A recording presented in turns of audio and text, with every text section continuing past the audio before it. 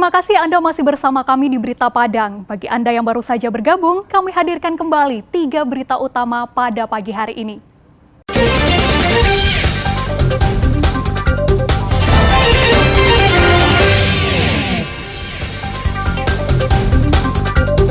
Busana tradisional Minangkabau dikenakan murid-murid sekolah dasar sepekan sekali. Wali Kota Padang diinterpelasi, hingga supir yang hilang di jurang Sitinjau Lawi dan ditemukan di Palembang, Sumatera Selatan. Kami sampaikan dalam Padang Sepekan.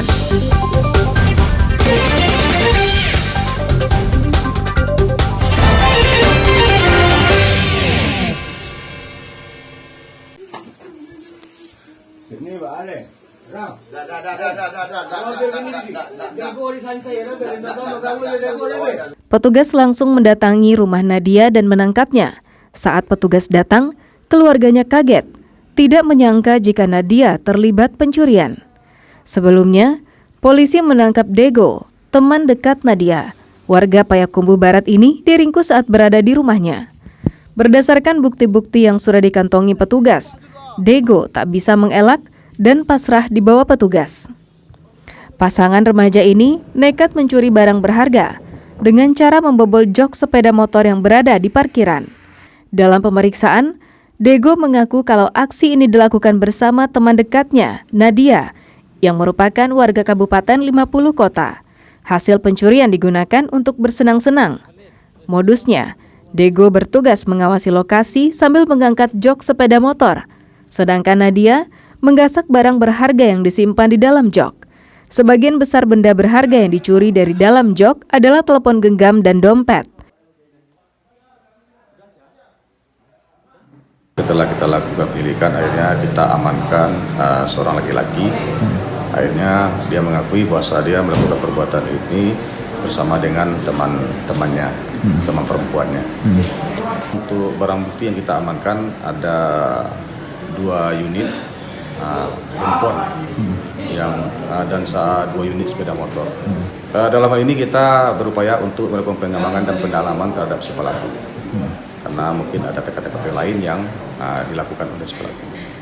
Polisi juga menyita 2 buah telepon genggam yang belum sempat dijual, serta sepeda motor pelaku. Kini kedua sejoli ini harus melewati masa pacarannya di sel Mapolres Payakumbuh. Pencurian yang dilakukan remaja untuk bersenang-senang merupakan pertanda jika orang tua abai dengan anak-anak mereka. Tak hanya itu, mama yang selama ini bertanggung jawab atas keponakannya juga tak lagi berperan. Sri Louis melaporkan dari Kota Payakumbuh.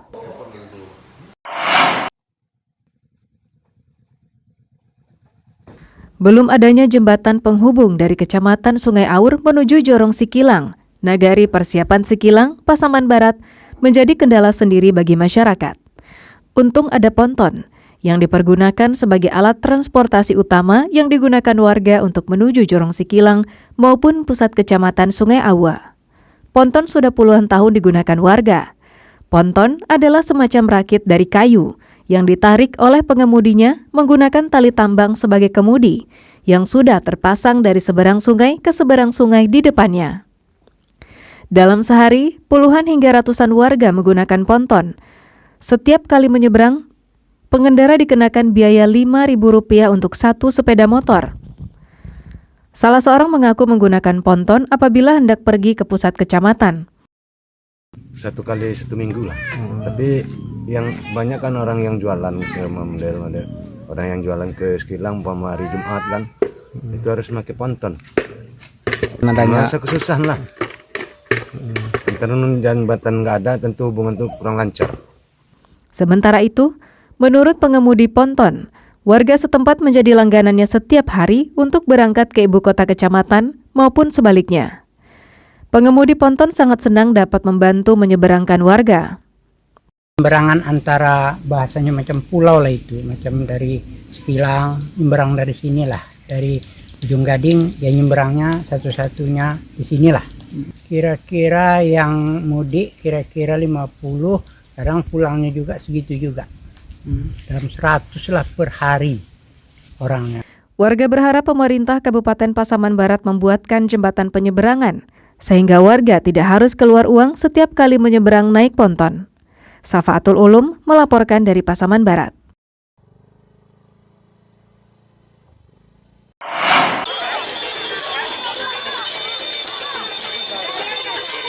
Untuk melestarikan pakaian adat Minangkabau, beberapa sekolah dasar di Tabing, pinggiran Kota Padang, menggelar pawai pakaian adat yang dilaksanakan di lapangan sekolah tersebut.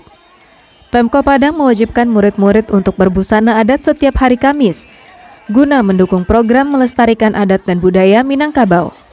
Ratusan murid menggunakan pakaian baju kurung basiba dan taluk balangu. Kali ini, mereka diminta untuk berparade di halaman sekolah, agar anak tersebut terbiasa memakai busana Minang dan bangga dengan pakaian tradisional tersebut. Meski ada yang menangis karena gugup, namun banyak murid-murid SD yang senang dengan kegiatan tersebut.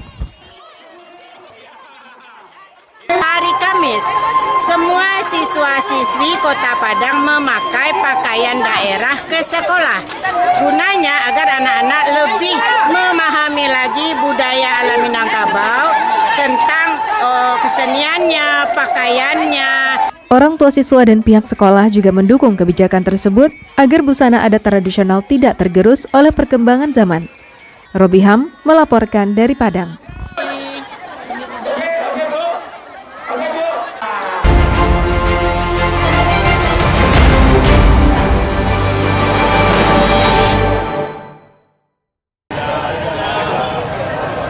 Wali Kota Padang diinterpelasi DPRD karena lalai mengeluarkan surat keputusan pengangkatan ribuan guru honor yang dinyatakan lulus sebagai pegawai pemerintah dengan perjanjian kerja pada tanggal 22 Agustus lalu. Namun tak juga dilakukan hingga batas waktu yang ditetapkan Kemenpan RB.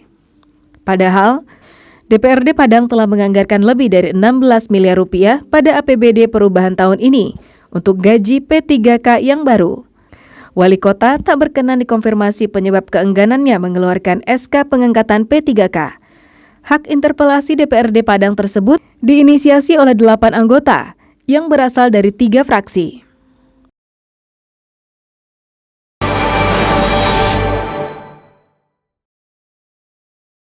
Sumatera Barat diguncang gempa berkekuatan magnitudo 6,4 yang berpusat di perairan Mentawai. Sepanjang hari itu, 14 kali gempa terjadi dan diawali dengan gempa berkekuatan magnitudo 4,9. Akibat gempa itu, beberapa bangunan di Simalegi, Kecamatan Siberut Barat, rusak dan ribuan warga mengungsi ke perbukitan karena khawatir dengan tsunami. Di Padang sendiri, pasien dan tenaga medis di Rumah Sakit M. Jamil berhamburan mencari tempat aman. Mereka berkelompok di tempat-tempat yang telah ditentukan, sedangkan di Pariaman, murid sekolah dasar dipulangkan gurunya meski jam pelajaran belum usai. Tidak ada korban dalam gempa tersebut.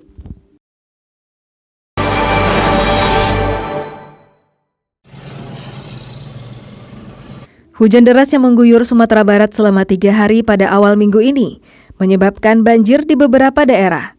Salah satu yang terparah adalah di daerah Tapan, pesisir selatan. Polisi menutup arus lalu lintas Padang menuju Bengkulu karena jalan digenangi banjir dengan ketinggian lebih dari 60 cm. Banjir di daerah ini disebabkan oleh meluapnya Sungai Batang Tapan. Puluhan warga dievakuasi petugas ke tempat yang aman. Di Padang, beberapa perumahan digenangi banjir, terutama yang berada di Kecamatan Koto Tangah. Di daerah ini, air masuk ke rumah warga hingga ketinggian 40 cm. Sesaat sebelum banjir, warga telah mengungsikan kendaraannya ke tempat yang lebih tinggi.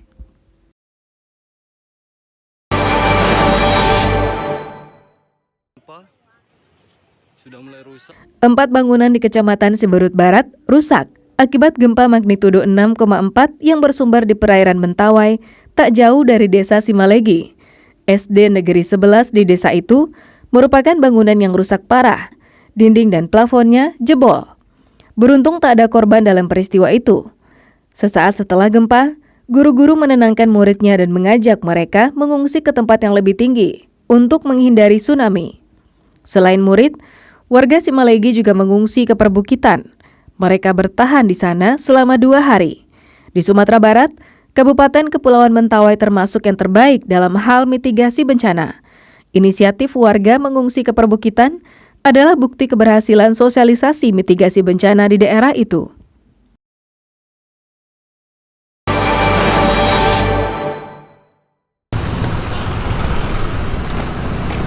Sebuah truk terjun ke jurang sedalam 100 meter di daerah Sitinjau Lawi. Tim dari kantor SAR Padang mencari supir truk tersebut. Namun upaya itu tak berjalan mulus karena terjalnya jurang dan cuaca yang gelap. Tim SAR tak kunjung menemukan supir malang itu, meski area pencarian telah diperluas hingga menyisiri aliran sungai 1 km ke arah muara. Selama pencarian, tim SAR tak menemukan tanda-tanda yang mencurigakan. Tim juga tak menemukan petunjuk apapun tentang keberadaan korban. Informasi berharga justru datang dari kantor SAR Palembang. Dedek Supriyadi, supir yang diduga ikut terjun ke jurang bersama truknya, ditemukan petugas di rumahnya di Palembang dalam keadaan sehat walafiat. Menurut Dedek, dirinya pingsan saat peristiwa itu terjadi. Ketika sadar, Dedek telah berada di rumahnya bersama sang istri. Namun tak diperoleh keterangan bagaimana supir tersebut bisa selamat. Apakah melompat sebelum truknya terjun ke jurang atau merangkak dari dasar jurang menuju jalan raya?